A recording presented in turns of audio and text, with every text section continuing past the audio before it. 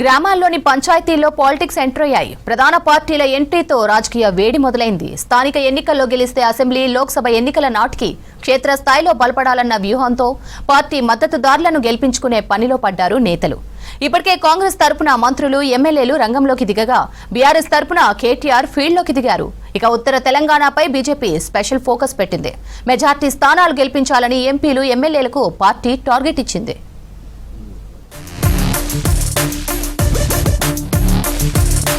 పల్లెల్లో పంచాయతీ ఎన్నికల వేడి రాజుకుంది. మొదటి దశ ఎన్నికలు జరగనున్న గ్రామాల్లో నామినేషన్లు మొదలయ్యాయి.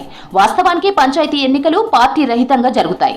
స్వతంత్ర గుర్తులపైనే సర్పంచ్, వార్డు మెంబర్లు బరిలో దిగుతారు. పార్టీల రాజకీయాలు పల్లెలను కలుషితం చేయవద్దనే ఉద్దేశంతోనే ఈ నిర్ణయం తీసుకున్నప్పటికీ కొన్నేళ్లుగా ప్రధాన పార్టీలు లోకల్ బాడీ ఎన్నికలను టార్గెట్ చేస్తున్నాయి. జెడ్పీటీసీ, ఎంపీటీసీ సర్పంచులుగా తమ వాళ్లు ఉంటే పార్టీ పునాదులు బలంగా ఉంటాయని భావిస్తుండటమే ఇందుకు కారణం. ప్రస్తుతం జరుగుతున్న పంచాయతీ ఎన్నికలతో పాటు త్వరలో జరగబోయే జెడ్పీటీసీ, ఎంపీటీసీ, మున్సిపల్ ఎన్నికల్లో గెలిచే పాలక వర్గాలు మరో 5 ఏళ్ల పాటు ఉంటాయి. ఈలోపే అంటే వచ్చే 3 ఏళ్లలో అసెంబ్లీ, పార్లమెంట్ ఎలక్షన్స్ జరుగుతాయి.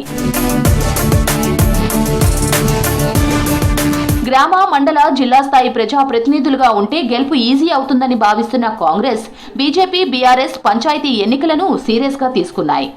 జూబ్లీహిల్స్ ఉప ఎన్నికలో గెలిచి ఊపు మీదున్న కాంగ్రెస్ ఎలాగైనా మెజార్టీ గ్రామ పంచాయతీలను తన ఖాతాలో వేసుకునేందుకు వ్యూహాత్మకంగా పావులు కదుపుతోంది. ఆ పార్టీ హైకమాండ్ ఏకంగా మంత్రులు, ఎమ్మెల్యేలు, డీసీసీ అధ్యక్షులు, నియోజకవర్గ ఇన్ఛార్జీలను రంగంలోకి దింపి గెలుపు గుర్రాల వేటలో పడింది. ఇక 2029 తర్వాత రాష్ట్రంలో అధికార పగ్గాలు చేపట్టాలని ఉవ్విళ్లూరుతున్న బీజేపీ పల్లెలపై పట్టు సాధించాలనే కసితో ఉంది. ఉత్తర తెలంగాణలో మెజార్టీ సర్పంచ్ స్థానాలపై కన్నేసిన కాషాయ పెద్దలు వాటిని గెలిపించుకురావాల్సిన బాధ్యతను ఎంపీలు, ఎమ్మెల్యేలకు కట్టబెట్టింది.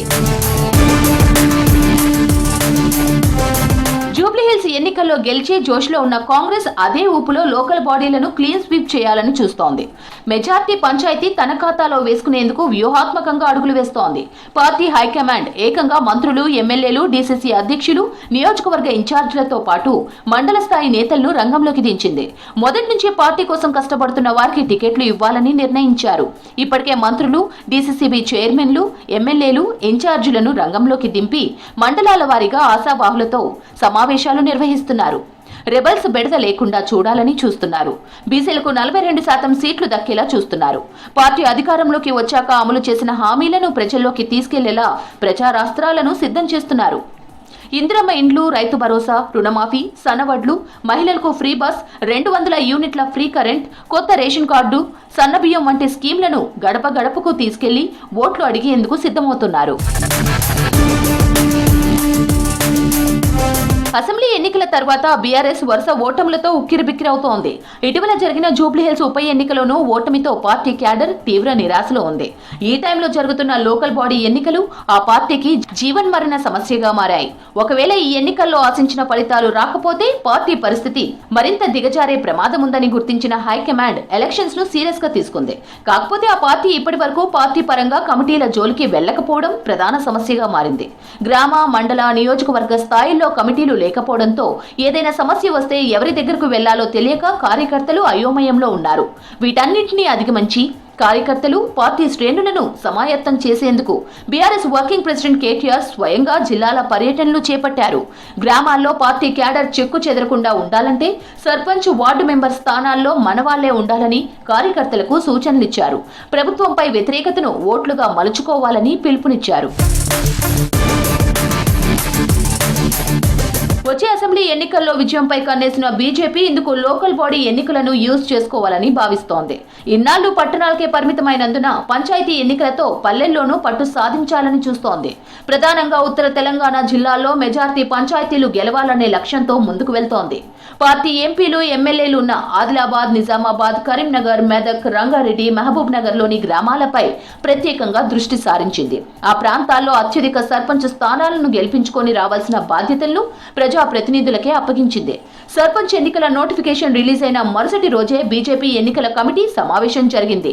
గతంలో స్థానిక ఎన్నికలను నిర్లక్ష్యం చేశామని, ఈసారి సాధ్యమైనన్ని ఎక్కువ స్థానాల్లో పోటీ చేసి కాషాయ జెండా ఎగరవేయాలని ఆదేశాలిచ్చారు రామచందర్రావు.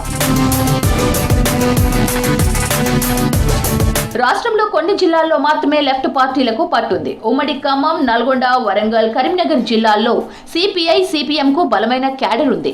గ్రామాల్లో సర్పంచ్ ఎన్నికలపై ప్రభావం చూపించే సత్తా ఉన్నప్పటికీ ఈ రెండు పార్టీలు తలోదారిన వెళ్తున్నాయి.